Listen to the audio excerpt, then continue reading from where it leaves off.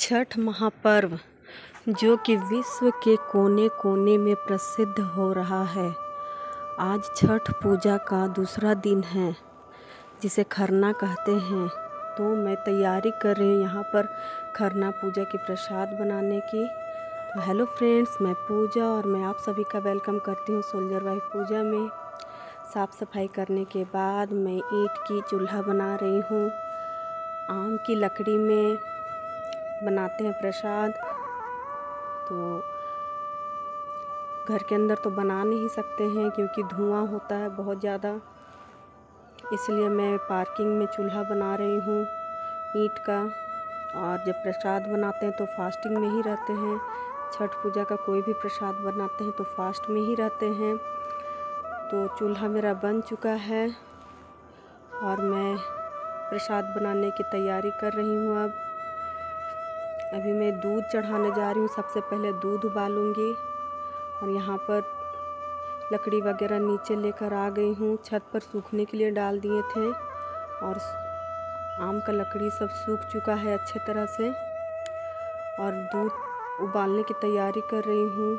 दूध उबालने के बाद ही खीर बनाते हैं।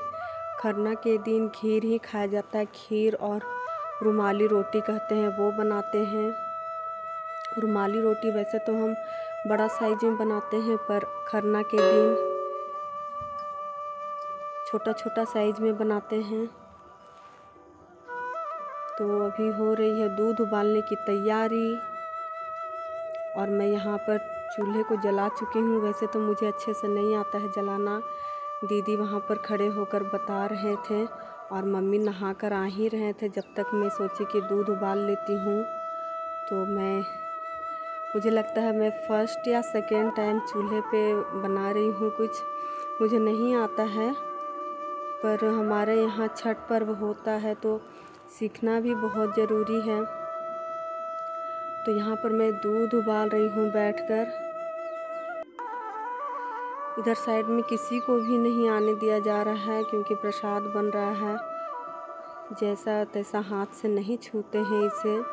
मैं एक बार लकड़ी डाल रही थी तो एक बार हाथ धोकर उसे छू रही थी, देख रही थी बार बार उघार कर कि ये दूध उबला है या फिर नहीं, और बार बार आँच को लगा रही थी। ये गन्ने का जो पेरा हुआ रहता है उसी का छिलका है ये, उसे बहुत आसानी से जल जाता है। और मम्मी नहा कर आ गए थे आग लगाने के लिए नीचे से, और मम्मी जैसे जैसे बता रहे थे वैसे वैसे मैं प्रसाद बना रही थी। खीर हमारा लगभग बनने ही वाला है और खीर बनने के बाद मैं इसे चूल्हे से नीचे उतार दी थी और अब गुड़ को गला रही थी क्योंकि खीर में गुड़ ही डालते हैं, चीनी डालकर नहीं बनाते हैं। गुड़ डालकर ही बनाया जाता है खीर को। तो जब तक मेरा गुड़ उबल रहा है थोड़ा मैं कुछ और काम कर लेती हूँ आटा सान कर। और यहाँ पर देखिए रुमाली रोटी बना रही हूँ। वैसे तो हमारे यहाँ इसे दोस्ती रोटी कहते हैं और अदर स्टेट में इसे रुमाली रोटी भी कहा जाता है, जो दो लोई को चिपका कर इसे बेलते नहीं हैं आज के दिन, हाथ में ही थाप कर और तवे में सेकते हैं। देखिए खीर बन चुका है प्रसाद में और मैं बना रही हूँ यहाँ पर रुमाली रोटी। घी लगा कर बनाते हैं। ये जितना भी बर्तन है बस ये छठ पूजा में ही काम आता है। इसे फिर धुलाई करके वापस से रख देते हैं। और ये मेरी भांजी है बड़ी वाली, ये दूर से ही देख रहे थे क्योंकि पास नहीं आते हैं ना। और मैं यहाँ पर इसलिए बैठी हुई थी प्रसाद बनाकर क्योंकि जहाँ पर दीदी पूजा करते वहाँ पर थोड़ा पोछा वगैरह लग रहा था। तब तक मैं यहाँ पर प्रसाद को बैठकर देख रही थी क्योंकि बिल्ली वगैरह ना आ जाए। यहाँ पर बिल्ली वगैरह या फिर बच्चे कोई भी आ सकते हैं, तो मैं यहाँ पर बैठकर देख रेख कर रही थी प्रसाद की। देखिए कैसे बनकर तैयार है। अभी तो सब ढका हुआ है, जब पूजा हो जाएगा तो मैं अच्छे से आप लोगों को दिखाऊंगी।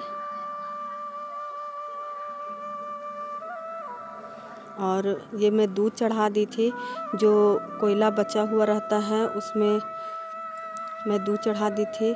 और यहाँ पर दीदी कर रहे हैं पूजा।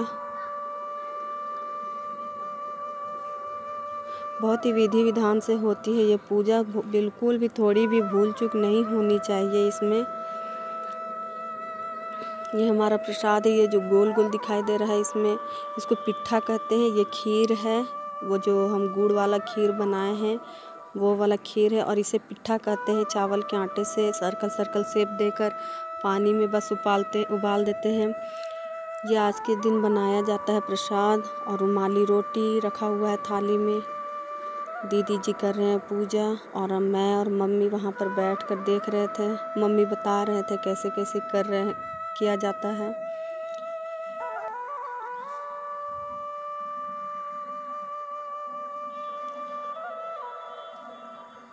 पहले भगवान को भोग लगाते हैं, उसके बाद यही वाला खीर खाते हैं। और दीदी खरना कर चुके हैं, खरना करके उठ गए हैं। बहुत ही ये कठिन व्रत है, 4 दिन का ये व्रत होता है। मैं मम्मी दीदी बैठे हुए थे, दीदी खरना कर लिए हैं और मैं छोटा सा क्लिप निकाल रही थी बैठकर, और बातें कर रहे थे हम सब। तुम कैसा लगा फ्रेंड आज का वीडियो, कमेंट बॉक्स में ज़रूर बताइएगा। और वीडियो अच्छी लगती है तो लाइक करिएगा, चैनल को सब्सक्राइब